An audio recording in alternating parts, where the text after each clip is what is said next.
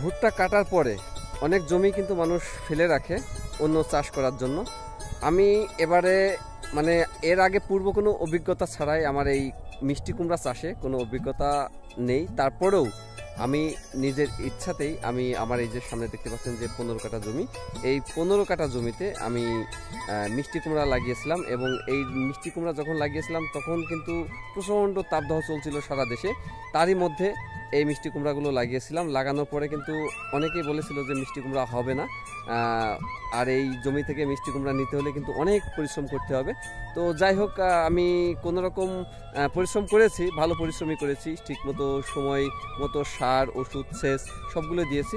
আজকে আমি দেখাবো যে একজন নতুন চাষি হিসাবে যে আমি কতটুকু সফল হয়েছি এই মিষ্টি কুমড়া চাষে, সেটি আপনাদেরকে দেখাবো। চলুন আমরা জমি থেকে ঘুরে আসি।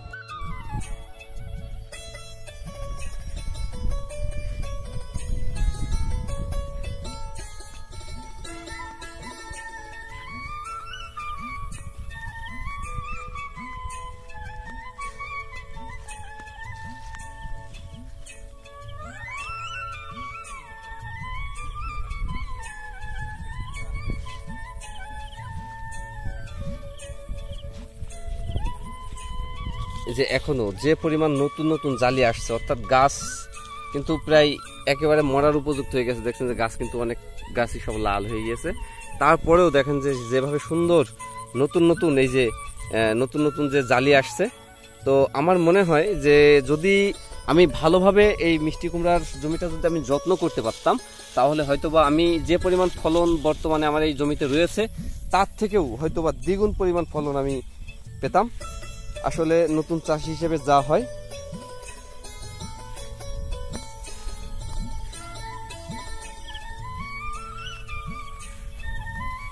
এই মিষ্টি কুমড়াটা সবার আগে বের হয়েছিল, যার কারণে এটা লাল হয়ে গেছে, অর্থাৎ এটা মনে হয় পরিপক্ক হয়ে গেছে। কিন্তু তারপরেও এখন আমার এই মিষ্টি কুমড়া তোলা সম্ভব নয়, কারণ অন্যান্য যে মিষ্টি কুমড়াগুলো রয়েছে তার সাথে একসাথে এই মিষ্টি কুমড়াগুলো তুলতে হবে।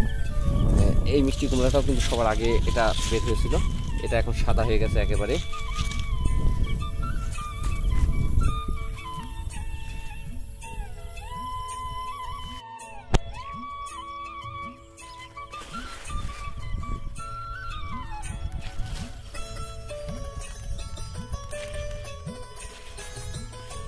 প্রতিটা গাছেই মিষ্টি কুমড়া আছে, মানে হতাশ হওয়ার কোনো কারণ নেই।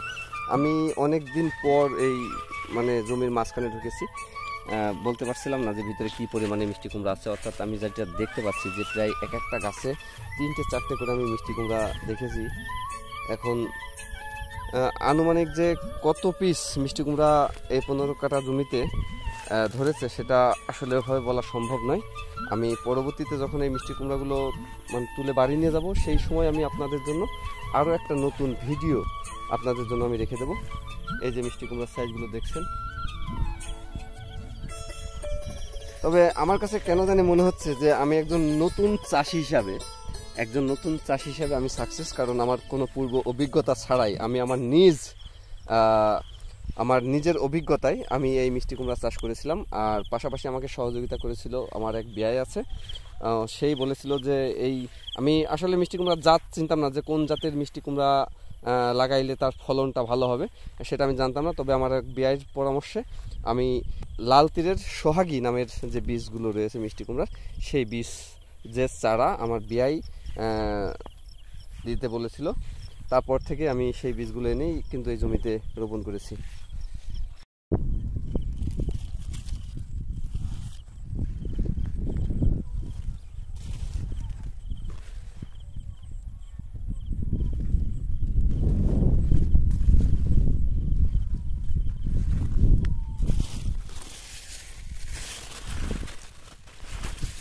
এই যে এভাবে কিন্তু মানে অনেক মিষ্টি কুমড়া মানে লুকিয়ে আছে, যা আমার খুঁজে বের করা সম্ভব নয়। এগুলো যখন এই গাছগুলো আস্তে আস্তে নষ্ট হয়ে যাবে বা মরে যাবে, তারপরে আমি এই কুমড়াগুলোকে দেখতে পারবো। কিন্তু এখন বর্তমানে যে অবস্থায় আছে, সব মিষ্টি কুমড়া হয়তো আমি আপনাদেরকে দেখাতে পারবো না, কারণ এর ভিতরে হাঁটাও খুব কষ্টসাধ্য ব্যাপার।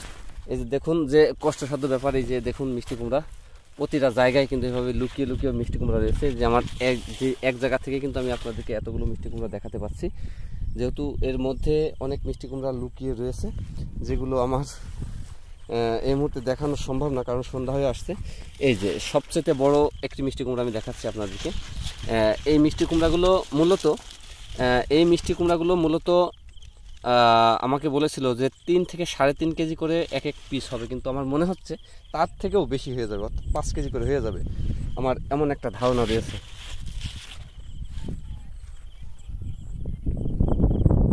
তবে আশা করছি যে আমার এই পুরো 15 কাঠা জমিতে আমি হয়তোবা 100-200 মিষ্টি কুমড়া আমি পাবো, এমনটা আমার ধারণা রয়েছে। তবে যেদিন আমি মিষ্টি কুমড়াগুলো জমি থেকে তুলবো সেদিন আপনাদেরকে আমি আরও একটা ভিডিও করে দেখাবো যে আসলে এই ভুট্টা চাষ করার পর এই জমিটা মূলত পড়ে থাকতো, প্রায় 2 থেকে 2.5 মাস মতো পড়ে থাকবে। তো দেখলাম যে পড়ে থাকলে তো এমনি ঘাস লতা পাতা এমনিতে জন্মাবে, আমি যদি মিষ্টি কুমড়া রোপণ করি তাহলে এই 2-2.5 মাসে আমি মিষ্টি কুমড়াটি পেয়ে যাচ্ছি। এটা এক্সট্রা একটা বোনাস, যেটা বলছিলাম যে এই দেখুন মিষ্টি কুমড়া এক জায়গা থেকেই কতটি মিষ্টি কুমড়া রয়েছে, মানে যেদিকে তাকাবেন সেদিকেই। আসলে আমি প্রথমে কিন্তু খুব হতাশ হয়ে গেছিলাম যে আসলে মিষ্টি কুমড়া আমার ভুঁইতে আমার এই জমিতে হবে কিনা, কারণ আমি নতুন চাষি হিসাবে আমি এর আগে কখনো মিষ্টি কুমড়া চাষ করিনি। তবে আগামীতে আমি যে পরিমাণে ফলন পাচ্ছি বা পেয়েছি, তো আগামীতে আমি চাচ্ছি যে আরও বাড়বে, আমি আরও মিষ্টি কুমড়া লাগাবো আগামীতে। এবছরে 15 কাঠা রয়েছে, আগামীতে আরও 15 কাঠা বাড়িয়ে মোট 1.5 বিঘা মিষ্টি কুমড়া চাষ করব বলে আমি মন স্থির করেছি। তবে গাছ এত পরিমাণে বেড়েছে, আমি যখন এই গাছগুলো রোপণ করেছিলাম, রোপণ করার পরে আমি কিন্তু মূলত এই চারাগুলো পলিব্যাগে দিয়েছিলাম, পলিব্যাগে দেওয়ার পরে কিন্তু আমি এই জমিতেই হস্তান্তর করেছি, এই জমিতে আমি লাগিয়েছি। তো অনেকেই বীজ সরাসরি জমিতে পুঁতে রাখে, তারপরে সেখান থেকে চারা গজায়, আমি সেটা করিনি। আমি পলিথিনে চারা দিয়ে তারপরে আমি এই জমিতে এই চারাগুলো লাগিয়েছিলাম। আপনার যেহেতু আমি নতুন চাষ করেছি, এর আগের ভিডিওতে আমি বলেছিলাম যে আমি এই ভুট্টা কাটার পরে আমার মানে প্ল্যান ছিল যে আমি মিষ্টি কুমড়া চাষ করব, কিন্তু মিষ্টি কুমড়া কীভাবে চাষ করতে হয় সেটি কিন্তু আমার জানা ছিল না, যার কারণে এই যে অবস্থাটা দেখতে পাচ্ছেন যে অনেক ঘাস লতা পাতা কিন্তু এর মধ্যে রয়েছে। আমি পরিষ্কার করেছিলাম, হঠাৎ করে বৃষ্টি হওয়ার পরে ঘাস লতা পাতা একটু বেশি আক্রমণ হয়েছে, কিন্তু তারপরেও আলহামদুলিল্লাহ আমার এই 15 কাঠা জমিতে যে পরিমাণের মিষ্টি কুমড়া হয়েছে আমি খুব খুশি, কারণ আমি কল্পনাও করেছিলাম না যে আসলে আমার এই জমিতে এত পরিমাণ মিষ্টি কুমড়া ধরবে।